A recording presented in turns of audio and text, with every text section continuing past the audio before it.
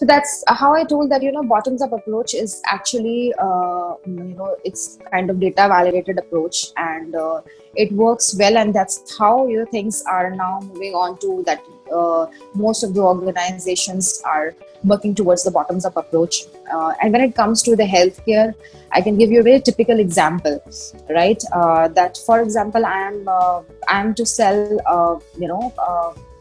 blood pressure machine, which is a very common product right nowadays. And with increasing preventive health checkups, with people getting more aware of what kind of parameters they need to keep a check on before, and getting into a treatment side. So everybody wants to have one machine at their home. Now the thing is that if I'm going to follow a bottoms up technique over here, then I need to know all the variables. Then I need to know that how does a customer or an individual decides on that which BP monitor machine should be bought.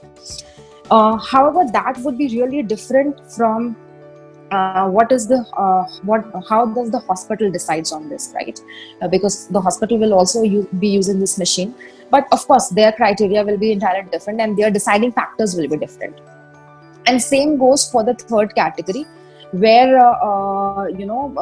the consumer will be consuming this particular product through pharmacy. So they will have the pharmacist, so they will have different criterias and of selection of a particular brand, which they keep it in their in their pharmacy, and accordingly they sell on.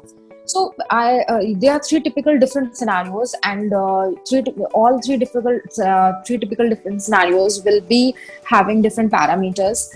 And if I am applying a bottoms-up approach, I would be knowing better that how I, as a person, if I'm go to any e-commerce site and try to buy a BP monitor for myself, how I will be evaluating, and what will be my behavior, right? And I can of course get to know the market, how much I can sell out of it.